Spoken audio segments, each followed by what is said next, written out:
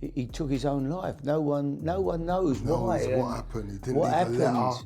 I don't know what I'm going to do. I finished playing. I had a bad knee.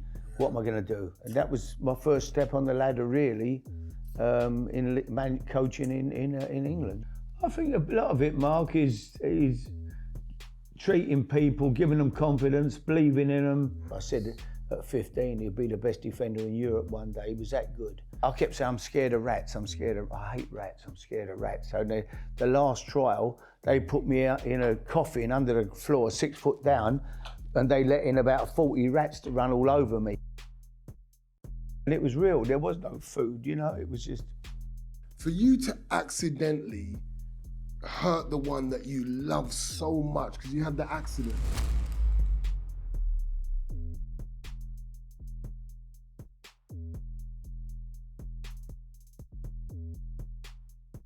Welcome to another episode of the Dr. Prince Show. Just for you special viewers, we have an extraordinary special guest, Harry Redknapp. How you, Mark? Friend. How you doing, Mark? On, bro? Good to see you. Wonderful to see you, bro. You. I just want to jump straight in because we built up a friendship over the years.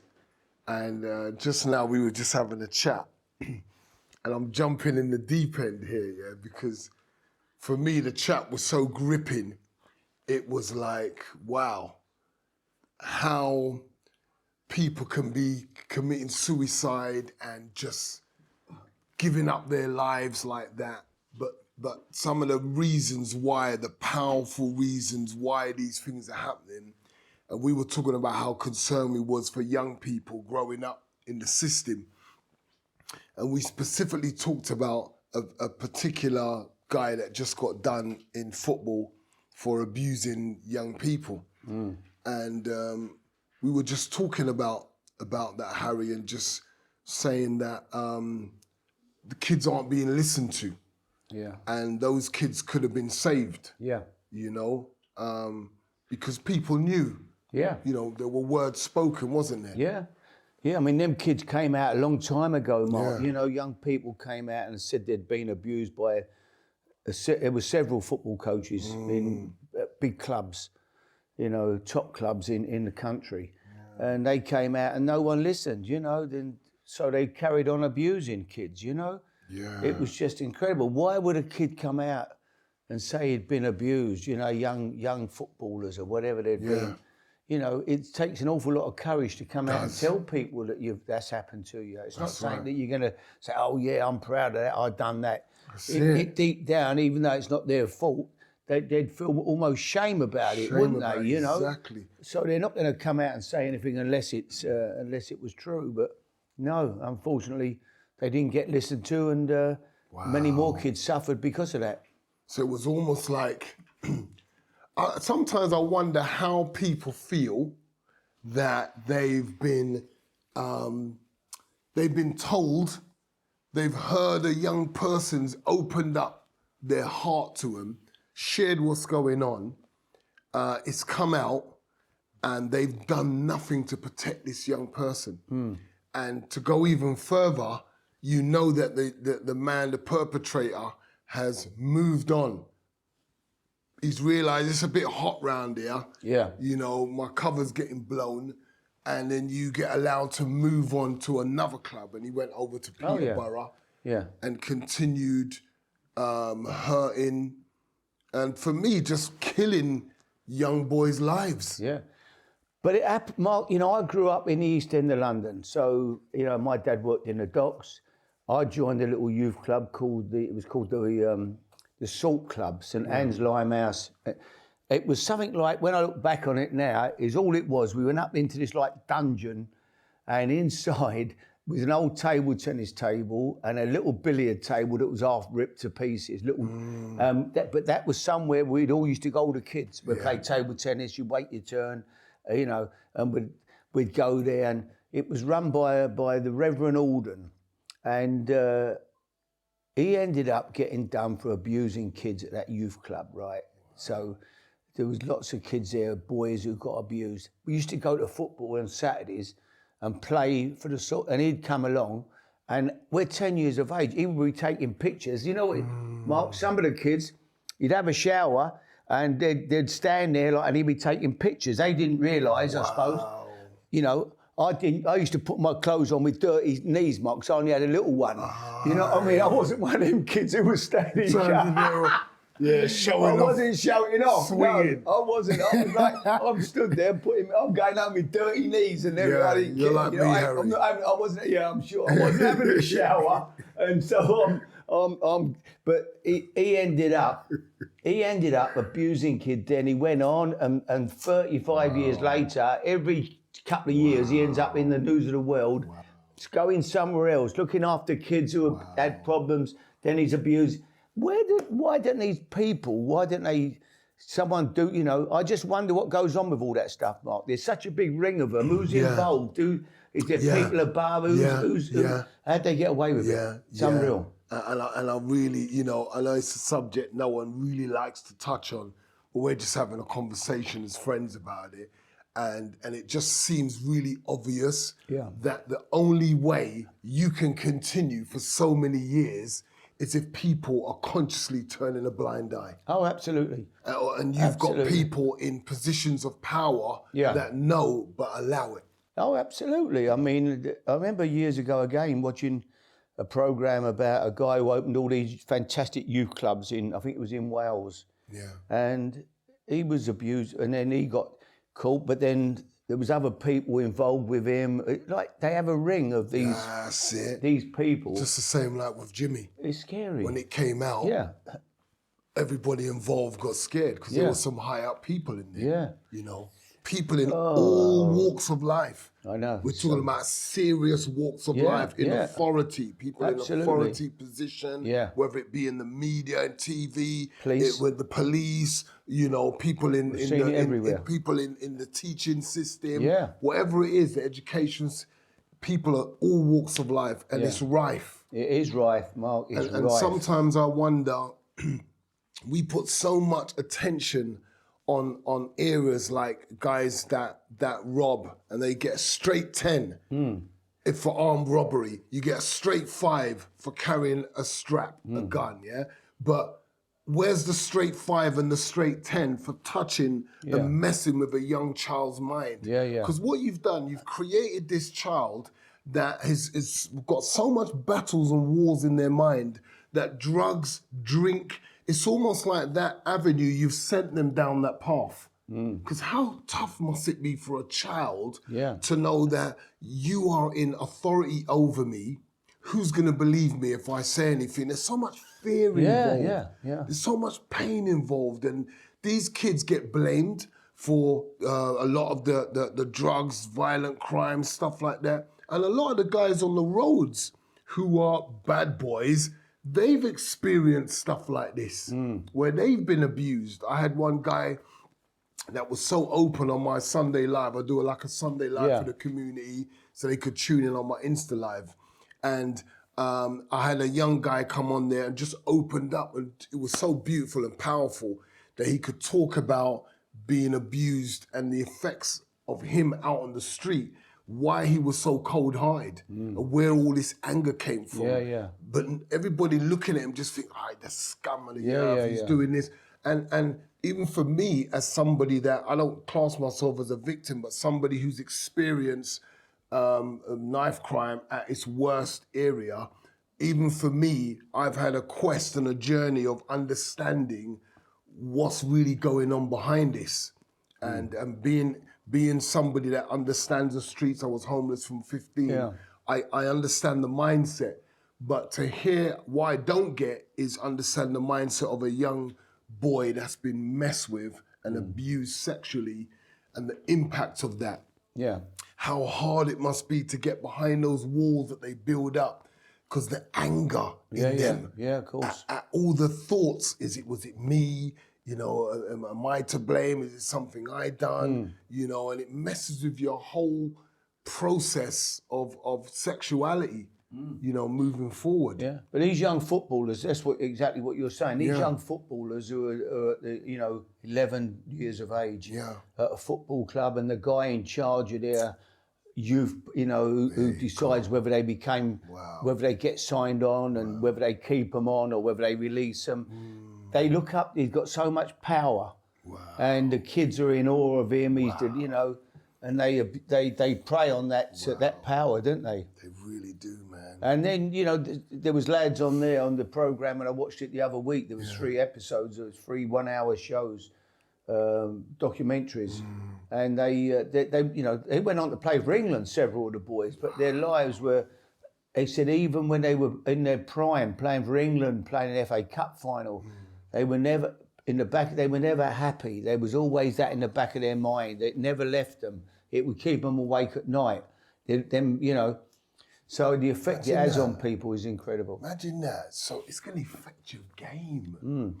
People are looking at you in one way, and they don't know what's going on inside. No. You talked about this kid that you knew, and he was short with a few pounds. You give him some change. He went home, and then later on he committed suicide. Tell me about that again. No, he was talking about I don't think he was. Listen, I don't know what happened, but we was talking about why people take their own lives. It's when people are in such fantastic their lives. Dave Clements, who played for QPR, Dave was a great footballer, had a lovely family, retired and just finishing his career, got his coaching badges. He was an incredible coach. I went on a coaching course with him where we all got our full coaching badges, and I would say Dave was probably the best coach out of a lot of us there. Wow.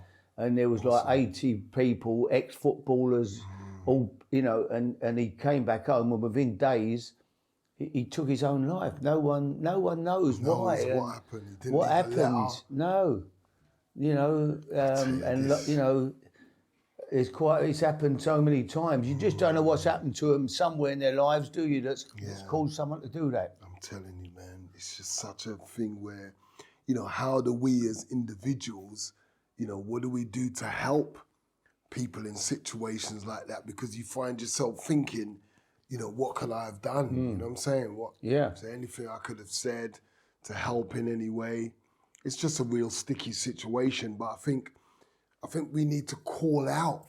I think we need to have more of a voice, defend the victims that have been abused. And call out the authority who've allowed these things to keep going on and hold people accountable. Yeah. 20 years ago, the guy at Southampton went to court. Yeah. And the boys, I think there was 4 or 5 boys who went to court and had told what he'd done to them, and he got found not guilty. And so he walked out of court, and then 20 years later, before he finally gets brought to court again. Wow. Now, who knows what damage he could have done in that 20 years? Wow.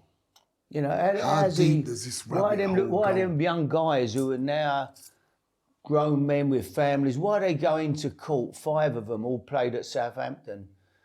Why are they coming out and telling them if they wouldn't be lying about that. There's 5 of them that were, strong young guys who had, been abused by this man. Takes so much courage. Courage, unbelievable. Yet somehow or the other they find him not guilty, and he walks out of court, and then off he goes, continues in football. Well, I ain't trying to be politically correct. As far as I'm concerned, the people in charge, the people sitting, the judge, the jury, everybody involved in that has to take responsibility for allowing a pedo to be going free to continue to ruin children's lives. I couldn't agree with you more. And I wish that people looked at these guys and thought, wait a minute, imagine if you was around my kid. I'm letting you go, but would I let you hang around my child? Would I let you babysit my child? And you probably wouldn't. No.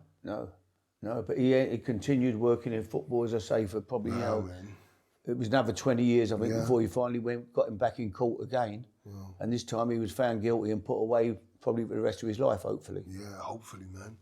Well, that's some of the ugly side of life and ugly side of boxing boxing, football. But let's get on to the good side.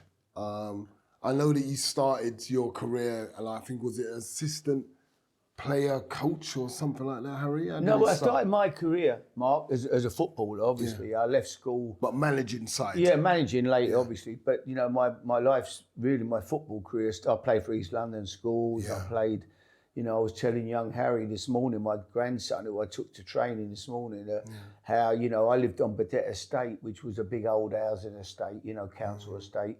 And we used to play football, and we had porters. They were in charge, you know, there were 3 or 4 of them. They lived on the estate, and they would stop us playing football. If we were playing football, they'd come and take the ball and throw us off. You know? And we had a guy around there called Albert Chamberlain. Albert was a docker, worked in the docks. Okay. And he was a tough, hard man, good man. And his boy Alan used to play, and we'd be playing a lovely game, and Albert would stand with a cup of tea, lean over looking out of his old council flat, watching us, you know. Yeah. And then the porter would come like, off here, throw us. And Albert come out, he said, why don't you leave them alone? What harm are they doing? What harm are they doing? They're playing football. They're not smashing with, they're not, you know, leave them alone. Albert said, I'll tell you what I'm going to do. I'm going to start a football team up. And then we can, right? So he said, we're going to get a team up. So, oh yeah, Albert, yeah, I'm going to get a team. We'd be called Badet Boys because we lived on Badet Estate. Okay. So Albert gets a team. We all clubbed together, all the parents, whatever, to buy us a little old kit, right? You know, we all had to put in some subs, sell tickets to buy us a little football. Now, when he puts us in the league, Albert puts us in the Regents Boys League, which is about an hour and a half journey from where all the other teams all come from in the West End of London, Regent's Park, Islington. Yeah. We're in the East End. So every Sunday morning at 7 o'clock, we're stood there at 10 years of age, we're all half a kip still, and we're on the bus, on the train, change trains, walk about 4 miles, get changed around the side because they had no changing rooms in Regent's Park, get changed under a tree. And that was how we all started up. And the amazing thing, Mark, which is I tell people, every boy in Badet Boys team, when we left school at 15, got a contract at a pro club. Every boy. 3 of them went to Tottenham, 2 of us went to West Ham, QPR, Millwall. We all went to different clubs, and every boy got signed on. We were that good. Who's this guy that I decided? Well, Albert wasn't a football coach. He was just like a doc. But he got us all together, and we were all just football mad. It was a massive housing estate. There was hundreds of kids around here, you know. We all left school. We had kids from outside the estate. As we got older, we got 1 or 2 from East London boys would come and play for us. And we ended up having a real good team. I think we went about 4 years. We never lost a game, you know. That's amazing. And every boy got a contract at a pro club when they left school at 15. Yeah, I bet he don't even realise his legacy. No, and Albert, I mean, it was amazing because later Albert's wife died, and I went back to manage West Ham. Okay. And Albert was a massive West Ham fan. And one day he turned up at the training ground and said, he lived in Hackney. Long journey for him, Albert. Yeah. Get the bus. Okay. He wasn't driving. Albert, And I used to, every 2 or 3 days a week, he would come to a training ground. Yeah. I'd make him a nice cup of tea, sit down. He'd watch training. I used to let him watch the training. Beautiful. And it was great. I felt I was giving him, you know, because he got us all started. Yeah, there was a man interested in us, you know, doing something for us kids, and his boy played, as I say, his boy was in the team at young Alan, and he got us put a team together, started us all up playing, lovely, you know, and it was fantastic. Some people out there think, well, what can I do? But look at you know, this guy. Because we had nowhere to play. We had no, I mean, there was no grass where we grew up. It was like a concrete jungle, like where you grew up. We didn't.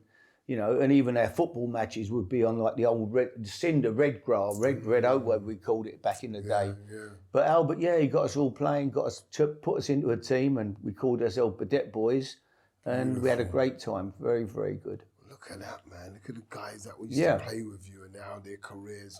So I left school. When I left school at 14 and signed for West Ham. Yeah. And went there and straight into the youth team, and we won the FA Youth Cup the first year I was there. Yeah. And we're playing in front of crowds of 25,000 people. At what age? 15. Wow. Right? We won the FA Youth Cup. We in the semi-final, I think we had like 22,000 at Upton Park. We played Wolves. Come on. And then we played in the final. I mean, the FA Youth Cup back in the day But it was massive competition. People would flock to watch the youth games. So every game at Upton Park, whether it was Southern Junior, we'd get 8,000-10,000 people. But for the final, we played Liverpool. In the final, we lost 3-1 at Liverpool, and we came back home, played them in the second leg at Upton Park on a Saturday night, 7:30 kick-off. It was actually cup final night, and we played them at 7:30. And I think there was probably about 28,000, 30,000 people at Upton Park that night. And we beat them in the second leg and won the cup. But it was amazing, Mark, the crowds and, What's that do for a young kid, man? I mean, what an experience straight away at 15. You're playing in front of them crowds. It was amazing. You got what from have we school. got now, the equivalent to that, Harry, for like... Well, we still had the FA Youth Cup, but the crowd, you don't get it anymore like you used to. No.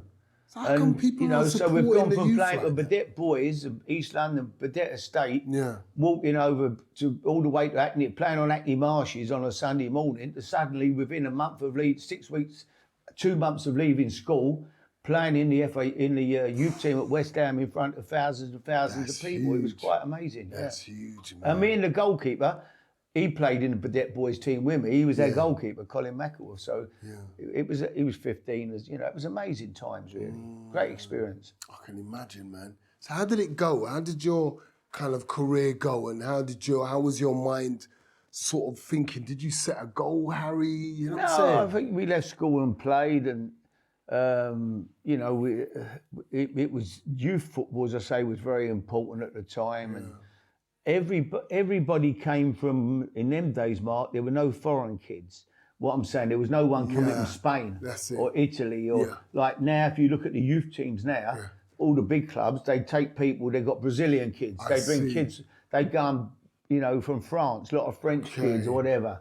We were all British kids. They all come from, whatever, from the area. East, south, north, west. So we was all like, especially in West Ham, was mostly boys from the East End of London. Everybody had their own patch. QPR had a good youth team. They'd be mostly West London boys, around that area. That's right. And Chelsea would be competing with them for kids over that side of, and then you'd have Arsenal would get the kids from North London with Tottenham.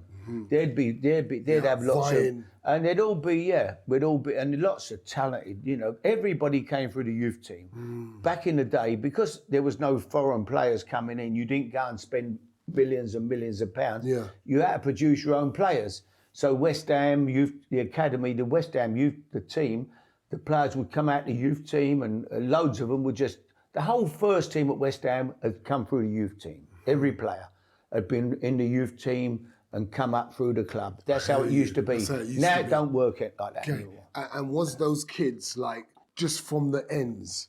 The ends meaning Tottenham, wherever they was, as you said, they was just from that area. So it wasn't like you didn't have a lot of upper class. Oh no. Kids coming in as footballers. The West Ham team, we'd all be boys that would come from probably within 10 mile of the ground. Got you. A lot of our dads worked in the docks. They come from East Ham, West Ham, Canning Town, Stepney, where I live, Barking, where Bobby Moore came from. Bobby played. Jeff Hurst, Martin Peters came from Dagenham. They all played for England, played for West Ham. But we were all local boys. Trevor Brooking, everybody, Frank Lampard. Everybody came through the youth team. If you were a good player, you played in the youth team, and then you progressed in from the youth team, and eventually you got in the first team. But the whole of the squad, no one had been bought. Everyone had come through the youth team. They didn't spend money in it. You didn't have to spend money. You just produced your own players, which was great for kids. That's right. I mean, they're fantastic. You go to a club, you're going to... Nowadays, unfortunately, you go to a big club, the chances, how many players have come through the youth team? That's right. It's weird, you look at them there, you look at Arsenal, probably, there's one or two breaking into Arsenal team, to be fair. Tottenham, there's one or two. Harry Kane, probably the only one in the first team. There's very few now. Chelsea have got Mason Mount. They've got a couple come through now, which is good. Is that because of the pressure of success and? Well, they tend to just go out and buy big stars, Mark. That's what I'm saying. And then kids don't get the opportunity. They don't give the kids the chance now. They go out. Oh, we need a centre forward. Oh, what about Charlie in the reserves? You come out the youth team, down the reserves. You think throw him in. No, they don't. They'd rather they go out and spend £50 million or whatever on somebody else, and he don't get the opportunity, you know. Wow. So they're blocking his pathway. That's how it's gone now. Whereas it was just a conveyor belt back in the day for every club. 100%. Arsenal. If you looked at the Arsenal team, that the Tottenham teams, all the players, most of the players would have come through their youth teams. Wow. Has that obviously had a big impact on how football is right now today? Because I believe that, look at the talent we've come from all those years ago. We would still be having those talents coming through now, but we're not seeing them because of the current structure that football has. Yeah, they don't tend to give the old kids the opportunity to break into the first teams. But you look at the England squad now, we've got some real young talent coming through. But even then, some of them have moved abroad. They've gone to Germany. We've got 2 kids in the England team playing at Borussia Dortmund at 17. The kid from Birmingham, you know, he's gone to Germany to play, which is unbelievable, really. Excellent. You know, but we used to have, everybody used to come out the youth team. That was just a conveyor belt, produce your own players. And I think I did it at West Ham. I was lucky when I managed West Ham. We had 6 kids come out the youth team, all into the first team, all became big stars. Rio, Frank Lampard, Joe Cole, Michael Carrick, Glenn Johnson, Jermaine Defoe, all came through the youth team. These are awesome all players, came through the man. youth team. We signed them at 11, 12. So I'd watched them from little boys, I can remember sitting with Rio and his little mate Tony McFarland, who came from South London there, you know. And they're what do the players eat before they play? They're about 11, you know. What do they eat before they play? What boots do they wear? You know, I'm sitting chatting to me and Frank Senior one day. They're asking us, Rio's asking all these questions. You know, what does Paolo Di Canio? Next thing he's playing with Paolo in the same team. And there's one day he's like a little boy asking me about Paolo. What's he do? What boots does he wear? So it's great when kids come through.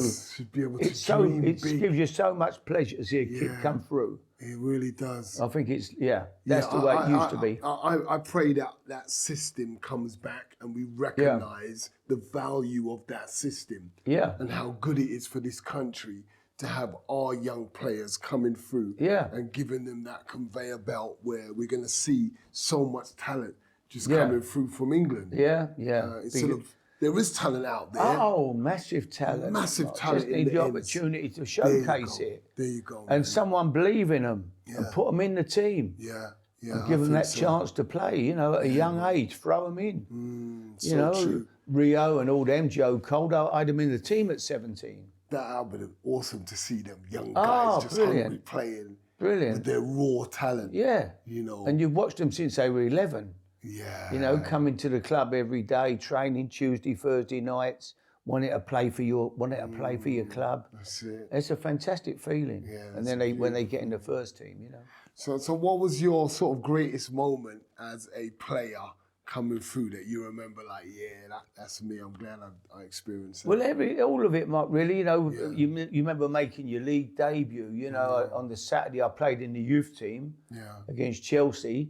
And then on a Monday night, I'm playing in the first team, against Sunderland, who were in the first division, top division then. What they do? Phone your parents, call you in? No, you're an apprentice, so you're there every day. You train the same as everybody. You just have to do, when you're apprentice, you have to do your chores. You're coming in the morning, make sure the boots are laid, the kit's laid out. You just do a little bit of that. That was good for you anyway. Cool. Back in the day, it was grounding. It was. And then you train with with the youth team. But then, one Saturday I'm in the youth team, and then the first team lost on the Saturday, and on the Monday night, the manager put me in the first team. So it was a big difference. Suddenly you're going from the youth team to the first team. But so you never forget that day, when you actually, it's your dream come true. You're making your debut. And it was a great club to play for, West Ham. Anyway, we had an incredible manager, Ron Greenwood. He was just a genius of a football coach. And we had 3 players who played in the World Cup winning team. Brilliant. In 1966, England won the World Cup. We had Bobby Moore, who was the captain. We had Jeff Hurst, who scored 3 goals in the final. And we had Martin Peters, who scored the other goal. So the 4 goals were, West Ham played a massive part in the England winning the world. 3 players. And they'd all come out the youth team. All came through the youth team. They weren't bought. They would come there, all went there as kids, little kids. Yeah. And Bobby was an amazing example for any kid because Bobby wasn't a schoolboy star. And Bobby was, you know, he got signed on and he had to work, but he had to work at his game and, you know, he was dedicated. And because not everybody is a schoolboy star. That's right. It's, you know, I heard Kane was a chubby lad. Harry Kane wasn't a superstar. That's right. But he's worked and worked at his game and his dedication, wanted to be a player. You know, train after training, Mark. Out there training, practicing, finishing, shooting. I heard, man. And Frank was the same. Young Frank Lampard in his day, you know. I heard about every day about Frank was out after training. He'd be out there for 2 hours. Couldn't get him off the training ground, shooting, practicing. Wanted to be a footballer. Hungry. Running, doing his sprints, trying to get quicker. You know, when I signed him, people said, Harry, he can't get around the pitch. He's never going to be a player. And he ended up being the best, you know, one of the best box-to-box midfield players in the world. Nice. Because he just used to run after, he'd go and run around the streets at night. He'd put his, you know. Did you believe in him because you saw... I saw the attitude in him. You saw the attitude in him that there was this kid who wanted it so bad. Just wanted to be a footballer. What did they think? Because there was a connection between the marriage and stuff. You were just trying to keep a little. You'd always get that. I think you go the other way. In fact, I think you tend to, you know, because you're conscious. Because you're conscious. Yeah. You think, no, I'm not going to play him because people will think this or people. But yet people still think that when you do play. He's playing because. But you know, he ended up going to Chelsea and. He did great at West Ham, scored goals, and then when I left, they sold him, and what a career he had. Brilliant, you know, incredible career. Do you think, because you were talking about being under this great manager and experiencing being under good coaches, without you realising it at the time, because you were being trained by these guys, was it giving you skills for what was coming in the future? Oh yeah, you learned so much. But you know what was a great learning curve for us, Mark? Yeah. Ron Green with the manager, we used to go into schools in the afternoon, right? So after training, he'd put us all into schools in the East End of London, all around Newham, East Ham, West Ham. We'd go off, we used to get £2.50 an afternoon, and we'd go into the schools and coach the kids. So me and Frank Lampard, we were at Pretoria School, and we'd go there, and as soon as we finished training, in our cars straight to the school. And so now we'd take football. So now we're with the kids, we're playing football. They love it. They've got a West Ham footballers there, coaching them, training them. And we used to stay after school and go in the little gym there with some of the kids, have a five-a-side. We'd leave there at 6 o'clock at night. Wow. We stayed after school. We used to love it. Being, you know, and they were kids like us that had come from the same background, you know. And we were there every day, 4 days a week. We did Monday, Tuesday, Wednesday, Thursday. And so that was £10 a week we got for 4 afternoons. Wow. It wasn't, but it was a great education. Yes. Got us into coaching, managing kids, some tough kids, unruly kids, you know, we'd been there, we'd grown up like that ourselves. But, you know, that was all part of, it was a great it was more than just getting that £10, wasn't it? Oh, yeah, the money was like secondary, you know, it was being there, coaching the kids, being with them and helping them. And, you know, I still speak to some of them boys now that we used to coach. You know, that often, you know, they might see them somewhere. Harry, I used to be at Pretoria. I used to be at Forest Gate School. I went to a few different schools and I used to coach me at school. You know. See, the reason why I say this, Harry, because so much of the kids, when I ask them what they want money, and they're not recognising that they'll miss out on the money if they miss out on the opportunity. And if you had that mindset, you'd have said £10 rubbish, even though £10 was still a bit more than it is now. Oh, absolutely. But you could have still said, well, that's not really much. I'm worth a lot more than that. I'm doing this, I'm doing that. You know, I'm helping these kids. You can give me some more. But you went through that process, and it was helping you with another area of understanding the football game. Because until you're actually exercising your knowledge and training someone else, you're not really actually learning. Because learning is an experience of not just reading or listening, it's being able to express what you've learned and show somebody else. And that's what you were going through when you was helping and teaching them youths. Absolutely. You That's know, invaluable. yeah, I mean, them kids were, say, they all came the same, but most of their, you know, a lot of their dads worked in the docks, like Yeah. my dad did, and they, you know, it was a tough school. It was Yeah. a school that produced a few boxers. You know, the Tibbses went there, Nice, Jimmy, nice. and you know, I think they went to the school, and they, Yeah. you know, so they produced good fighters, good Yeah. boxers, characters. There was a few that end up quite famous, rather, you know, Nice. proper chaps, and. It was interesting. It was, yeah, we used to love it. I used to love it. And as I say, we'd even stay after school and spend time with the kids playing football. Nice. So your process from ending your career to getting into management, how did that go? Like, talk me through how it ended. What was going through your mind? Did you know, I'm going to wrap up football soon and I want to get into, did you fall into it? Yeah, you'd like, Mark, but it's like everything, you know, there's no, you finish playing and we earned no money. There was no money. I didn't come out the game with any money. You know, the money you earned back in the day was not a lot. You didn't earn a lot more. You earned more, but not a lot more than the man in the, you know, normal. And so it wasn't like there was mega money in the game. There wasn't. When I first came into football, there was £20 was the maximum wage. Right, that was the maximum wage. The players' union, Jimmy Hill and people, they were going to strike for the abolition of the maximum wage. Wow. Because it was £20 a week. I know £20 a week would have been for the best players. There'd be a handful of them getting £20 a week. The others were a good player playing at the top level in front of 50,000, 60,000 people back in the old First Division. You might be playing for Liverpool, Arsenal, Chelsea. They'd probably be getting like £12 a week. Wow. You know, there was no money in the game. So it wasn't, but when you finish playing, so I came out, you think, what am I going to do with my life? You know, I finished playing. And then you get breaks, things happen. I went to America with you know, a mate of mine, Jimmy Gabriel. Jimmy went out and became the coach of the Seattle Sounders and asked me to go out there and work with him. So we went to America. That was the first step into coaching, going to America to work out there in the North American Soccer League. And that was a great experience, you know, good players. We bought good players from England. I was coaching and got involved in it. Then I came back and spent a year with Bobby Moore at Oxford City. It was Isthmian League. I was earning £90 a week there. And they give me a little car that I used to drive from Bournemouth to Oxford every morning.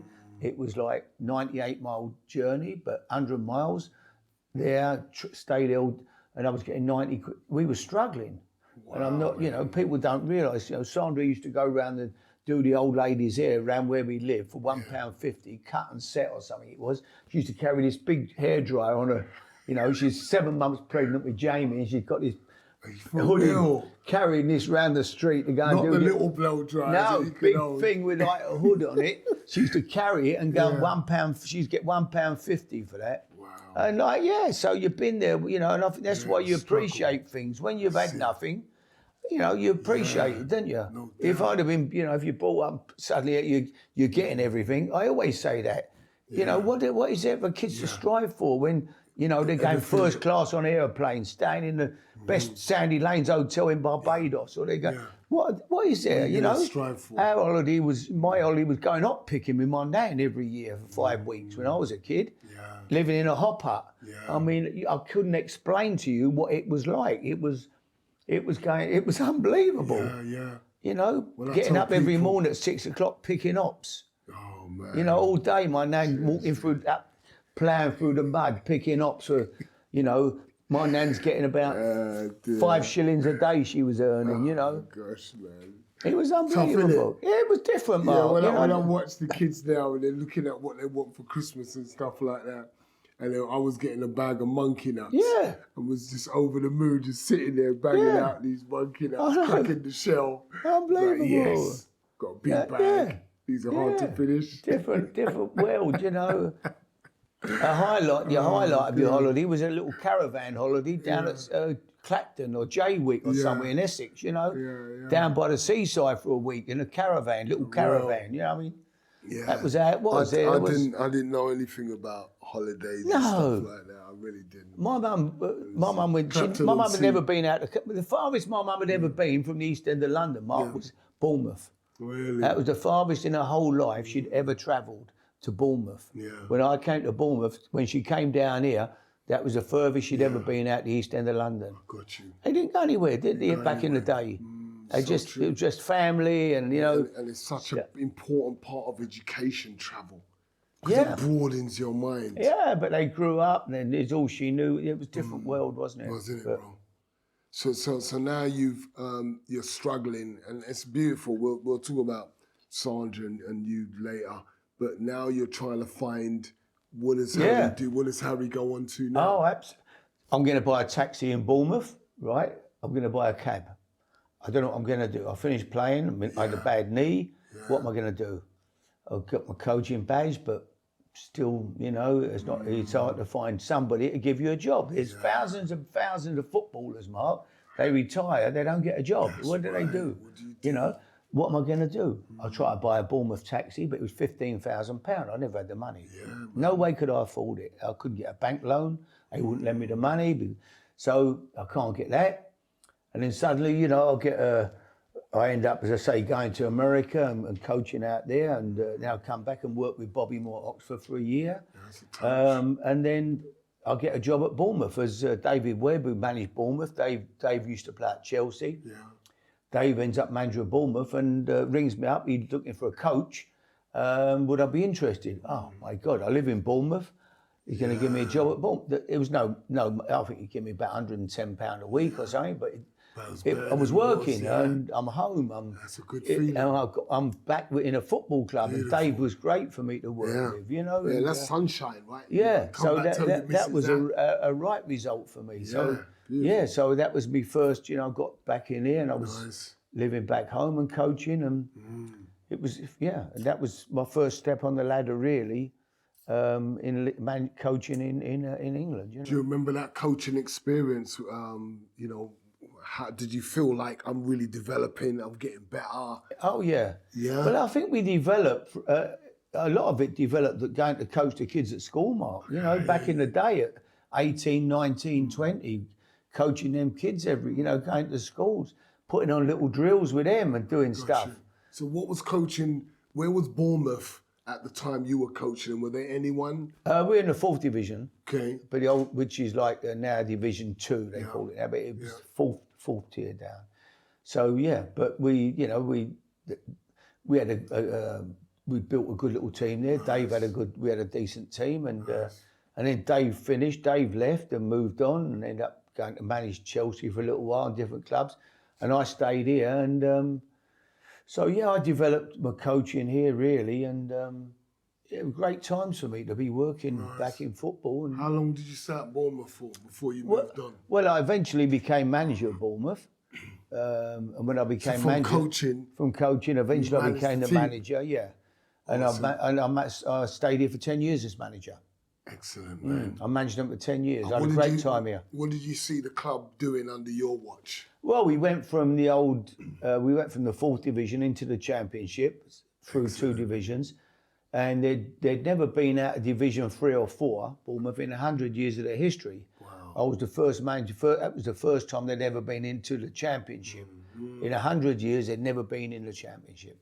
So to get them there, people in Bournemouth used to say, we know you won't go up, Harry. You know, even when 8 games to go, we know that the council will stop you. You know, they don't want a Championship football down in Bournemouth. And that was what they believed in, you know. Yeah. But we did. We ended up winning the league and going up. So I was very proud of that. To be the first manager in the club's history to actually get into after 100 and odd years was really great for me. And that must have been noticed by everybody else in the football circles. Yeah, that was, So that was that. And then, I did that. And then eventually West Ham came in for me, and I went to West Ham, you know.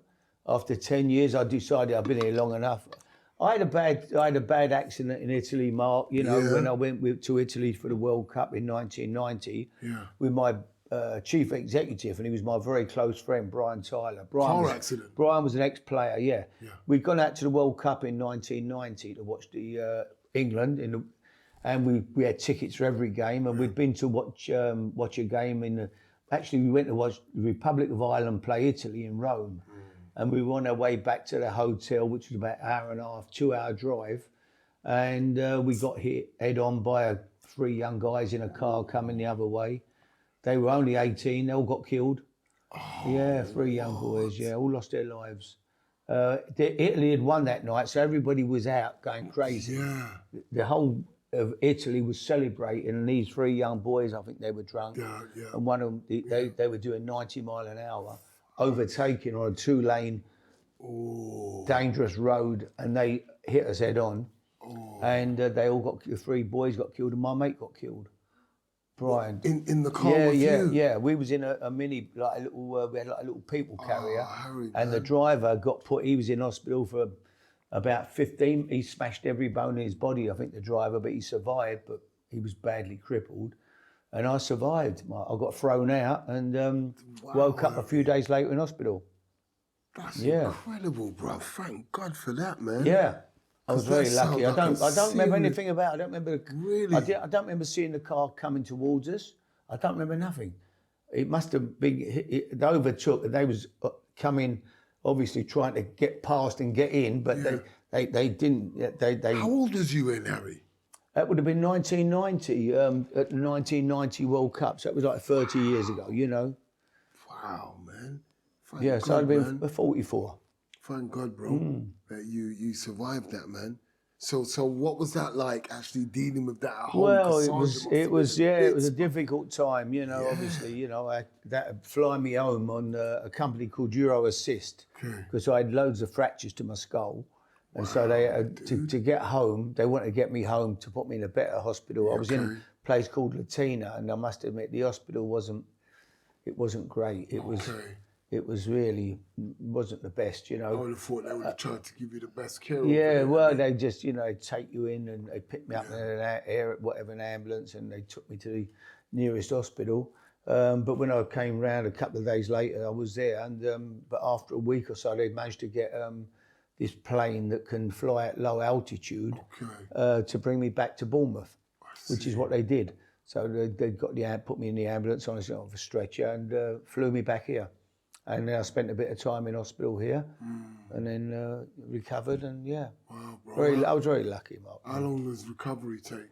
It was quite a while, really, you know. God had his hand on you, Harry. Yeah, That's what I like to it's say, quite a man. while. Trust me. But it's, The time here ain't finished. You had lots more work for you. I was. And he planned for us to meet as well, so. I was very lucky, and but you never know what's around the corner. We're driving home, and we're talking about, right, tomorrow we're going to watch England play the Cameroon, so we're going to Naples. Wow. So we're making our plans. I remember, I met earlier in the day, we were saying, right, we'll get up in the morning, have some breakfast, we've got a swimming pool in the hotel, outdoor pool, we'll have a little swim, and then we'll head to Naples, get there early, have a walk round, soak up the atmosphere, because the English fans are going to be there. England, Cameroon, great game. Yeah. And so, but then suddenly it's all wiped out. You know, Brian's dead. You know, and It's just been horrible. But you know, you look back on it, Mark. It's incredible life, isn't it? I stopped when we come out the stadium. I stopped and started talking to some Irish fans who had played Italy that night. Harry, how you doing? And Brian said, "Come on, Harry, we've got to go. I'm going, yeah, all right, Harry." And they're all talking, and I stayed there for a couple of minutes talking to them. If I don't talk to them, we don't hit that car coming. It's just amazing how 1 second, Mark, can change your life, can't it? Wow. If you wasn't it, every accident is like that, really, isn't it? It's deep in it. If I wasn't there at that split second, that don't happen. That's right. You know? So, I think about that with loads of situations. Even my son, the timing of him coming out of school and seeing what he saw. And minutes later. I know. Otherwise, it's gone. It's gone. Do you know what I mean? Yeah. Yeah, life's incredible. And that's why you have to say what happened is meant to happen. Yeah. It's just how you deal with what happened. Yeah. Did that change anything with your mind, Harry, and the way that you live life afterwards? Oh, it makes you appreciate life, Mark, for sure, and I think that, for sure it did, It had a big impact on me, But yeah, it is amazing when you think how close you come, and you know, and how sad I was to lose Brian, because he was like a real good mate. You know what I mean? He was a captain of Aston Villa as a player, and then he was really he guided me more than anybody, I think, in management. Yeah, he was my chief executive, but he'd been a player, and so he knew the chairman, and if there was a problem with the board or the chairman, he was like always at him. He'd sort it out, you know. God bless him, he used to man. read me like a book, you know. If I had the ump about something, he'd say, "Oh, I can't, don't worry," you know. And he'd sort it out, you know. Yeah, it's family, man, and obviously you must have known his family well. Yeah, of course, yeah, All of yeah, that, man. yeah. Hazel, his It's wife, such a still lives tough down time. there. Yeah, For them as well. yeah, oh, absolutely. Wow, Yeah. this journey of life, Harry, you got to have a stomach and some strong backbone to be able to just keep going, because you don't know what's coming around the corner. No, you never know. Yeah, and it must have even, you know, it's hard to say strengthened, because you and Sandra just so kind of connected in that way. But even that must have had an impact on your relationship. Oh, for sure, it was hard for Sandra. You know, it was, you know, those two. I think, you know, the news came out, and they went, and the chairman of the club went and knocked on Hazel's door to tell her what had happened. He was the first one to know. They couldn't get hold of her, and then like they knocked on, come to tell Sandra that, you know, I was involved in an accident last night.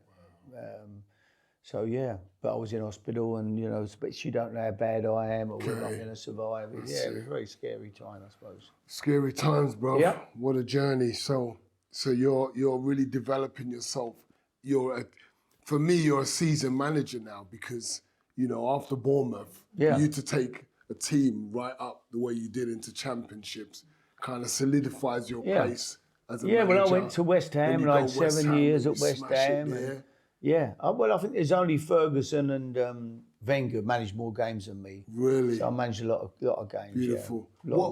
What did you enjoy about, you know, working with players? Who were the players that you really enjoyed working with at West Ham?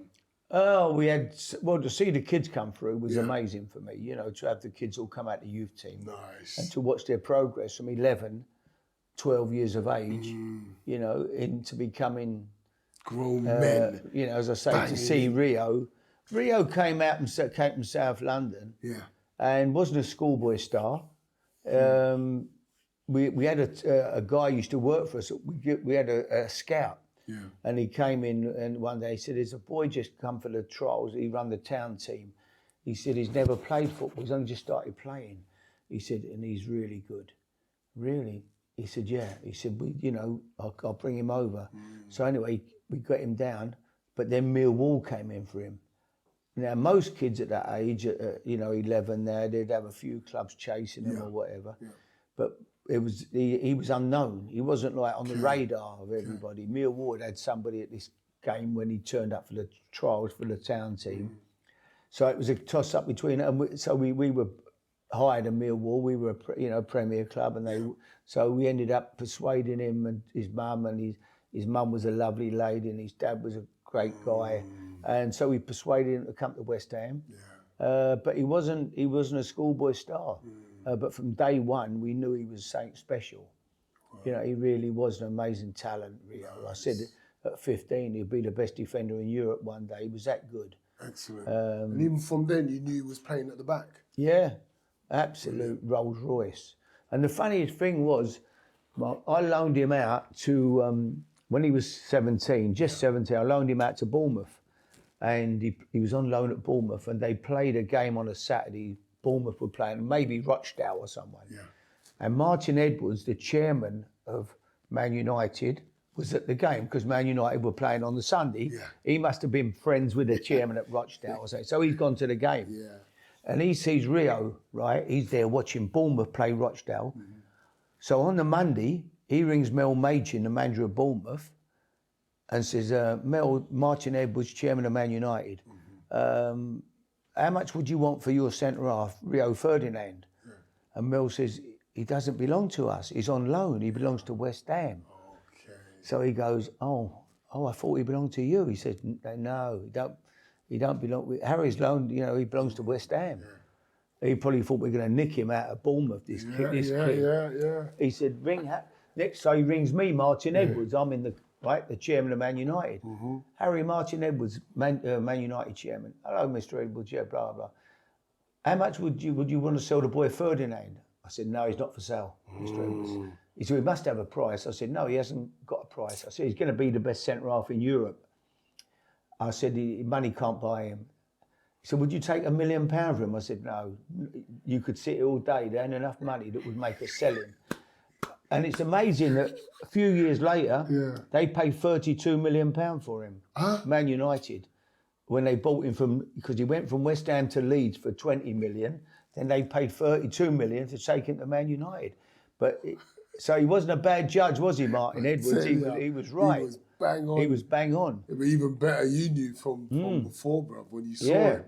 You just knew that all them kids, getting all them kids was always, Jermaine Defoe was at Charlton. We got him as a little boy, and then Defoe was a talent, when he left school, fantastic, good lad, great lad as well, Jermaine. Joe Cole's the most talented schoolboy footballer I've ever seen. Really? Oh yeah, I've never seen anyone could play like Joe. He was a genius. At 11 years of age, oh my God, he could do anything. He used to come training during the school holidays. He trained one day, he was 14, so he trained with the first team on a Friday morning. Okay. I got him over with me. Yeah. And I think we had a 9-a-side or something. We were travelling to Everton for the game after training. And I think Joe's team won 3-1 and he scored all 3 goals. And the players are saying to me, can't he play tomorrow? I said, no, he's only 14. He's got to go back to school. I mean, he's got to play for the school team tomorrow. He didn't really. But he was that good. The first team players wanted him to play with they the said, team. can he play tomorrow? He's only 14, he was. Wow. He was fantastic. And what's the legal age? Because I know you can do any age, really. You can play, I think, 15. For the first team? Who was it? So what, is he too young at 14? What was the deal? Well, he was still at school. Really, it would have been too much. I mean, I'm not saying he couldn't have done it. Okay. I mean, Rooney was in the team at 16 at Everton. That's it. Peter Lorimer, who died the other week, played for Leeds United when Leeds had a great team back in the 70s. Yeah. He was 15 when he made his debut. 15. Yeah. So, Some brilliant players, man. Oh, great players. They were a great, amazing group of players. Michael Carrick was a kid from the northeast. Oh, Barney. All right, Barney. He's having a bad dream. What name did you say? Michael Carrick? Carrick. Look, see? He must be Michael Carrick. What's going on? He knows Michael Carrick. He went what have we done to the dog, Mike? He went to Man United eventually, Michael, But no, that little group were just fantastic. The whole lot of them. Say Frank, they all pushed each other. They was all good, but Frank was the best trainer, and they'd see Frank train, and then they all up their game. They'd watch Frank. So Rio would do extra every day. Joe didn't. Joe could just do everything. It was so stupid how good he was with the ball. It was crazy, It's insane. And it was amazing, really, because. His family, George, his dad was a lovely man, but he'd never played football, but at school or anything, But Joe he was fantastic and a great lad as well. They're all good lads. They were all good lads, all 6 of them. Yeah. All went on. Glenn Johnson, great right back, played for Chelsea. Took him to Portsmouth, played in the cup final for me. But the whole group of them they were just all really fantastic players, young kids all come. And it's a lovely feeling when you get kids coming through the youth team. True. And like managing them and being able to help their careers develop and become better. Yeah, I love that. And then from West Ham, I went to Portsmouth and had a great time there, Mark. Yeah, Pompey. Won the league, play up Pompey. Won the league the first year, the championship, got them into the Premier. Great times for me. That's really excellent, man, because I'm sure there was talk around them times of you becoming England manager. Well, when I was at Tottenham, it was, Mark, really. Then I went from Portsmouth, then I went to Tottenham. Yeah. When I went to Tottenham, we were flying. Did you want to? Well, I'd have had to have took the job. It would have been a great, as great as I loved my time at Tottenham. I was loving my life. I had such a good team.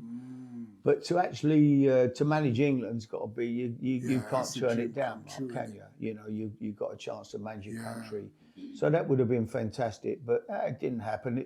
It looked like I was certain to get the job. It did, didn't it? Yeah, at the time. Oh yeah, there was no betting on it. I was such a favourite. It was crazy. Man. But no, it didn't happen in the end. I would have loved you. That would have been nice. Had a good group of players in. Yeah, they did. Rio, Gerrard. What do you think is one of the defining factors for you as a manager? Why you've got your success with players? I think a lot of it, Mark, is treating people, giving them confidence, believing in them. You know, I think people respond more to being a pat on the back than what they do a kick up the backside. Occasionally you have to do it, but people respond more to, you know, if you work hard when you were boxing and the coach, hey, brilliant, Mark, you fantastic session today. That was brilliant. You know, you look in great shape, mate. Oh my God. And when you're in that corner and he's saying to you, you know, the other guy is just, Mark, he's scared stiff of you. You've got him, you know.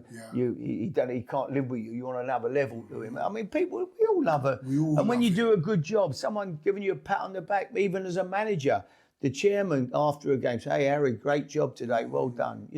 Brilliant, thank you. Feeling. But yeah, we all love that. When you say that, Harry, I'm thinking about myself as a fighter coming up, what kind of person I was, and.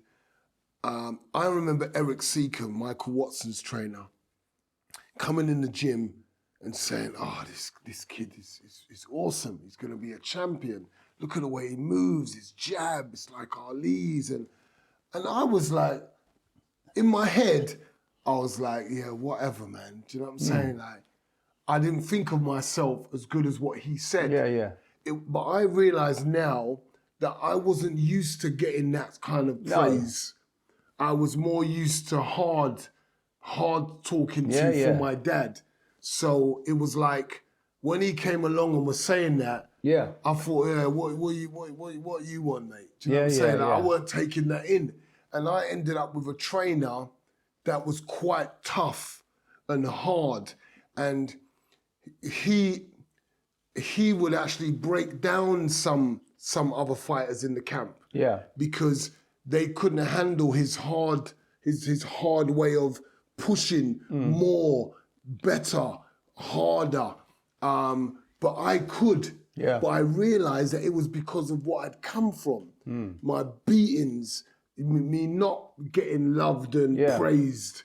And so when I was with Carly, his hardship and pushing you until breaking point, I was always in my mind like, yeah, you can't break me. Come on, push harder. Like, let's go. Let's do this. Yeah. So, you know, I'm going to be the one that's going to make it. I'm going to be the one that's going to be a champ. So as you said, some people, depending on what kind of personality they are, they need a kick. I don't think I needed a kick.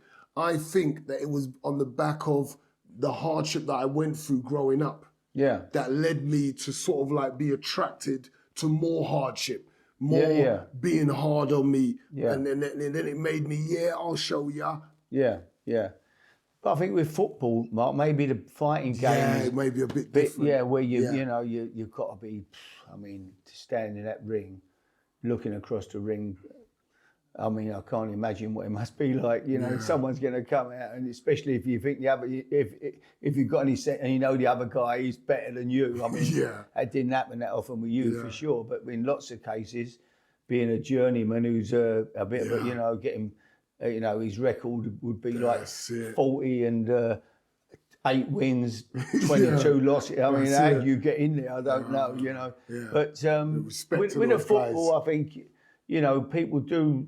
We all love, you know, I used to do it with Gareth Bale or Luka Modric. Hey, listen, give Gareth the ball. Gareth, you'll murder him today. That right back is in their dressing room. He's probably been on the toilet for the last hour. You know what I mean? You're going to kill him. How's he going to keep giving him, take him on? Keep, you know. Yeah, and he gets gassed. He's like, And Luka, oh my God, Modric, just run the game, Luka. They won't live with you. You're on another level to any of them. You know, just keep getting the ball, make us play, run the game. Oh, you know, we all love that. And he goes out. I think if you keep saying to people, you're crap, you this, you're that, you keep knocking people down, you eventually you'll kill them. You know, you'll finish them. It's not it's, you know, and it's not being It's not blowing smoke up their bum all the time. But then when they don't do it, you let them know. You know, at the same time, you can't say well done when they've done crap. Thank you. You know, but when they're doing, you know, we all like a pat on the back. Right. If we're So you have doing a good balance. If we're doing is that balance? That's You know, awesome. mate, want them to come into work and enjoy coming in, training every day, and that's important. You know. Yeah. What's some of the best goals you've seen, or the most important goals that you've seen in your career, players? Well, I mean, so many. Yeah, I remember going to Main Road to Man City with Tottenham. You know, we've got to win to get in the Champions League. They had to win. It was a winner take all. You know, they had a great team.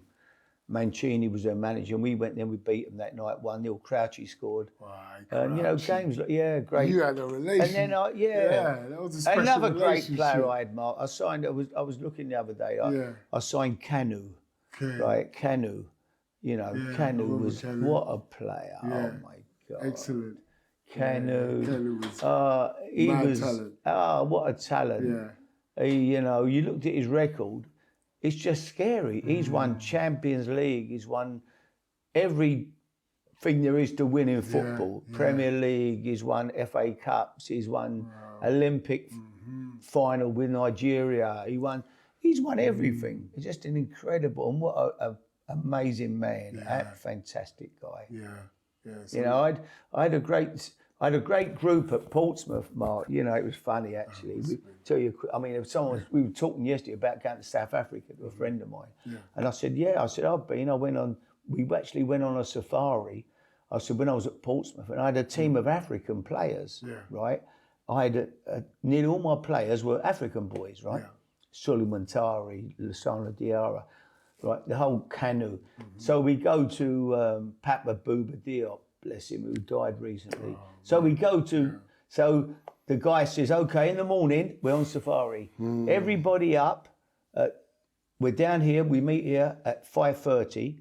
We get on the Jeep, we have breakfast, and then we get on the Jeeps at 6 o'clock, because in the morning was when they're feeding the animals. So we go out into and we might see a leopard, we'll see the elephants at the waterhole. They've gone to me, Gaffer, we are from Africa. We've seen lions, we've seen tigers, we've elephants. We don't want to get up at 5:30 in the morning to see. And I look at it, what do I say? Exactly. So next morning, all the Jeeps are there. There's me and the coaches all laying in bed still, right? They didn't want to get out of bed to see more elephants. Not, man. They grew up seeing They'd come from bloody Nigeria, Ghana. You know, they'd all been boys. Man. They'd all come from. They weren't bothered about seeing elephants. And do you still remember that important goal that Crouchy scored, that penalty that you kind of didn't really want him to take? I know. Over the blue when he did. I've gone to Southampton, Mark, and we draw I've just left Portsmouth. Where I was I was loved by them fans, right? And I had a row with the chairman and walked out. Okay. So I've gone to Southampton 2 weeks later, which is the hatred is incredible between the two clubs. So I've gone to Southampton. Suddenly out comes the cup draw, Southampton versus Portsmouth. Oh no. It could have been worse. It could have been at Portsmouth, because I'm getting so much. I've left Portsmouth. I'm getting abused, Mark. I had to change my phone. What's that like, it bro? was non-stop. 24 hours a day I was getting it, right? Saying the most evil things to me, you know.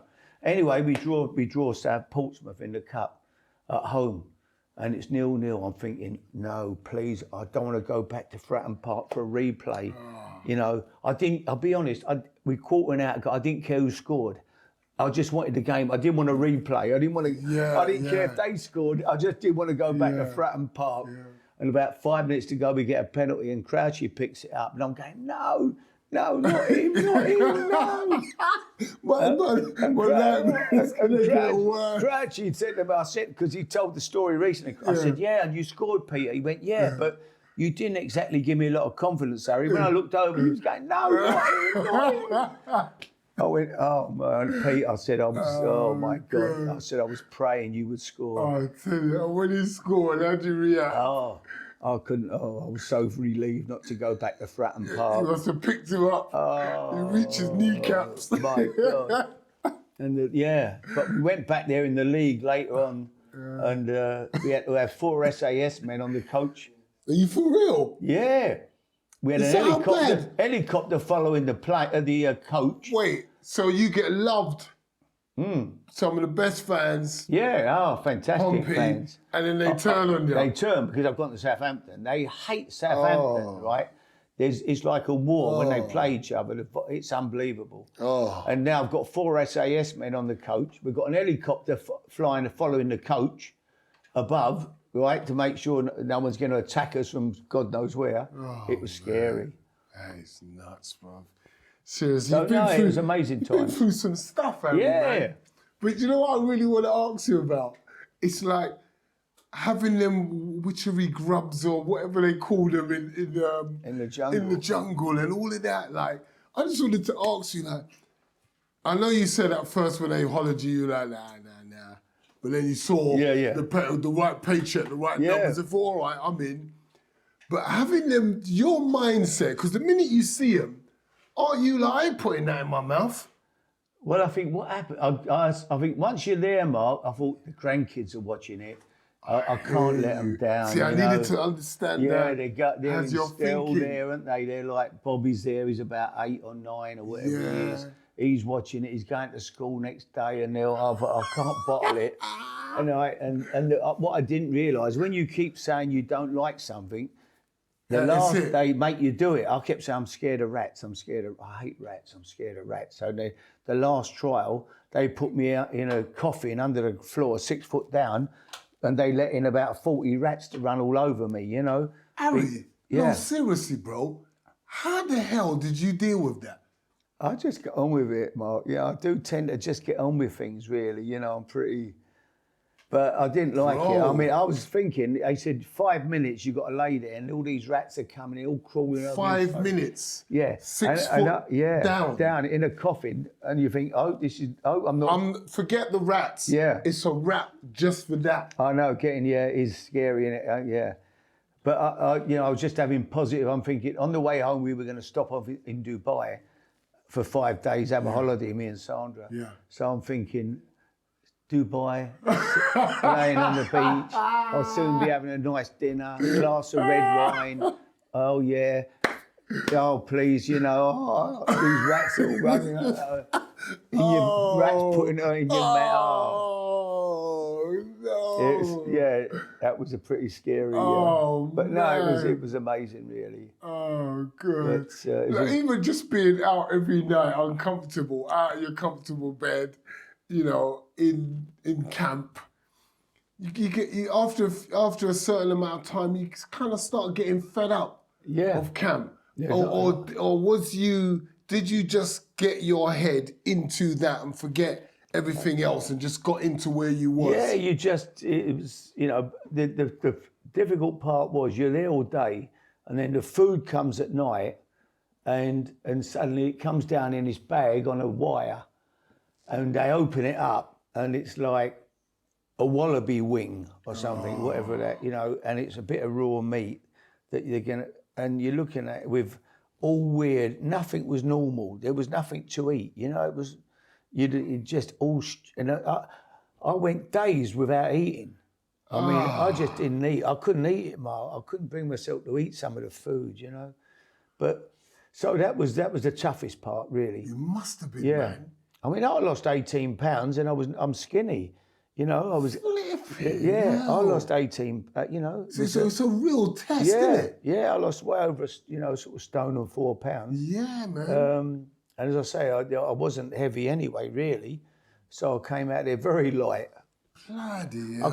I could have been a tall featherweight, Mark, 5'11" featherweight. Bantam. Yeah, bantamweight. So sleeping... and all that, because I just go into, going through the day, what it's like sleeping at night. Did you sleep all right? Yeah, you slept on these, the rain used to come in. It used to rain, so we'd get terrible rain, then you get sunshine, but at night quite often it would pour with rain, and it was sleep. We had a canvas thing that came over at night too. But then it didn't stop it. The rain, it used to come in sideways. So you'd wake up in the morning, or you'd lay there, you'd be soaked. Yeah. You'd get under this canvas thing to keep the rain off. but the rain would belt down on you. Yeah, it wasn't. It was an experience. Yeah. I'm telling you, man, because you probably came in, it's like, yeah, whatever. Yeah. I'll get out and I got my money, everything's sweet. I honestly thought that you would get food in there. I thought there'd be a caravan, I swear, where they'd make you a cup of tea and you'd have a bacon sandwich. Then they'd say, okay, everybody back on set. I thought it was just, I'd never seen it. I thought it's just, I said to Sandra, oh, don't be stupid. You think they're going to starve you? It's only a TV programme. It's all rubbish. It was real. And it was real. There was no food, you know, it was just. Wow. But so don't people get grumpy?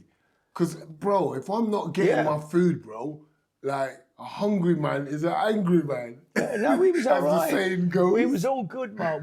I was so lucky that all the people that I was in there, they were all great. Really? Really lovely. That's nice. All very different to anyone that, you know, they didn't have a clue about. Yes, Harry, what do you listen to on the radio, you know? Yeah. I said, oh, I like Talk Sport.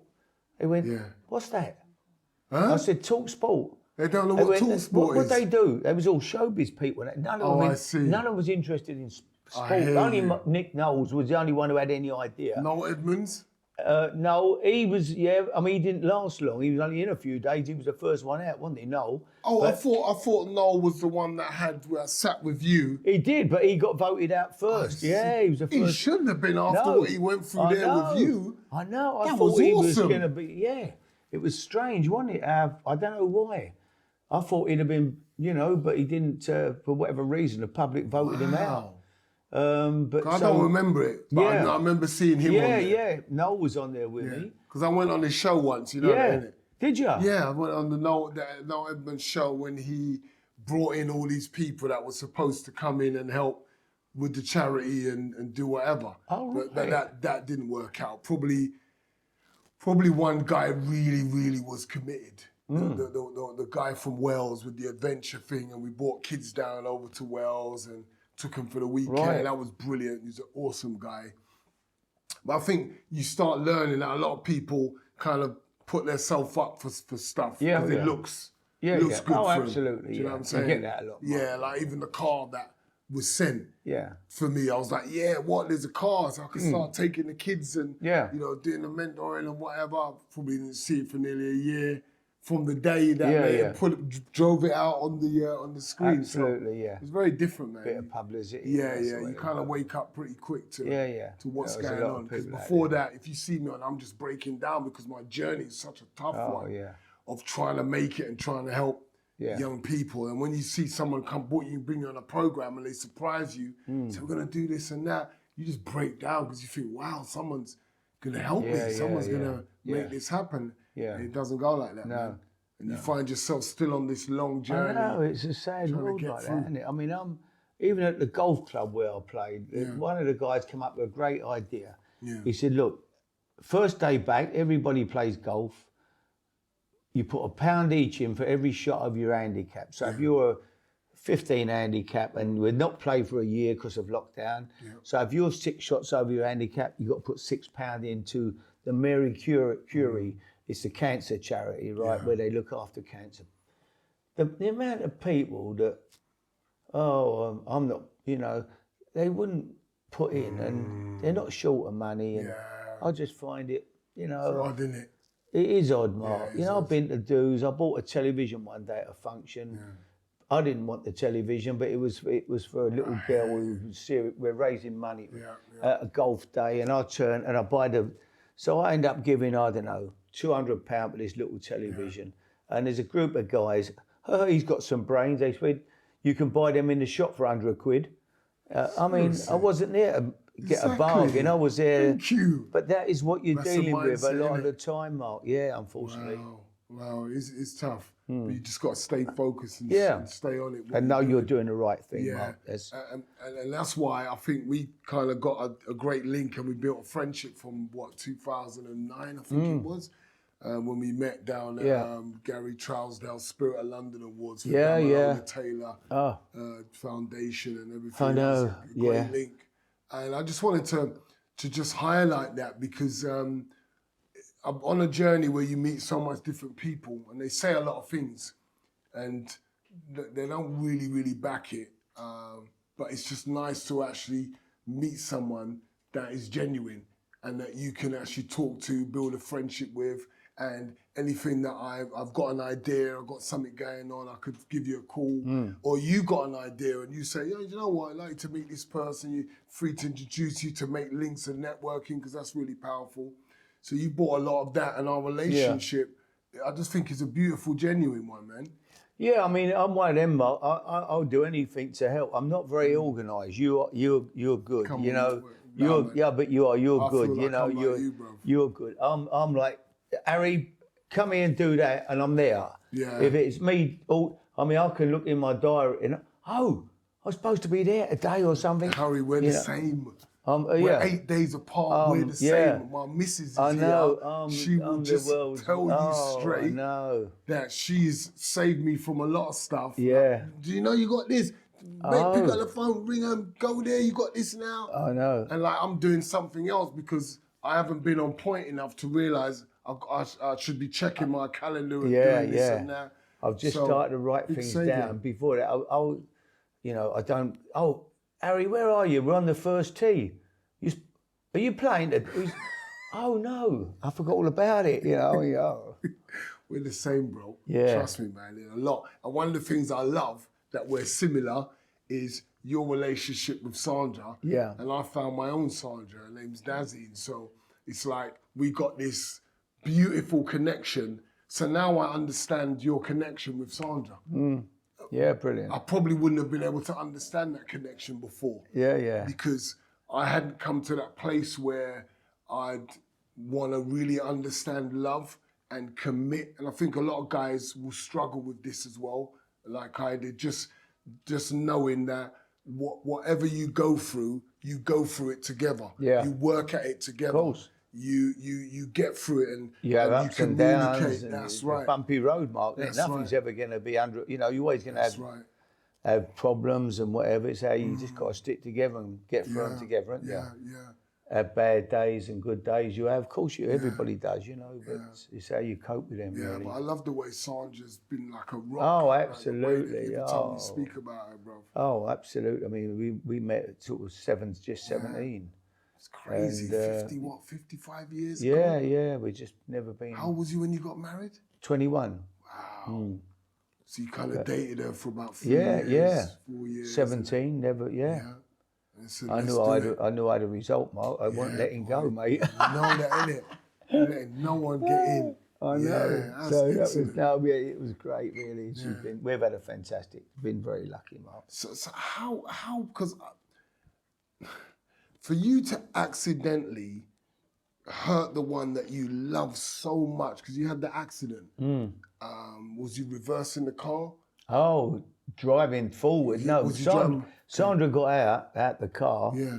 And I thought she was going into the shop across the road. So I'm taking up a couple of parking spaces where I pulled in. Yeah. So she's walked around the back of the car. Okay. And I thought she's crossed the road, but a car was coming, a bus.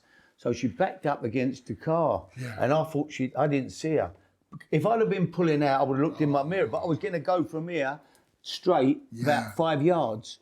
So I've not had to look, so I'm not pulling into the traffic. See. So I thought I'll just go forward a little bit, you know. As I've gone forward, she's back against, I've gone right over her, I didn't go over her, I went right across her ankle, I sliced it in half. I mean, her ankle was laying, and she's laying, as she's fell, Mark, I'm not exaggerating, she's fell and a bus is stopped that far away from her. She's fell in the road, it's a little narrow road, and and who's on the bus that's coming along is Molly, sitting on the top floor. And Molly's looked out and seen her laying on the floor.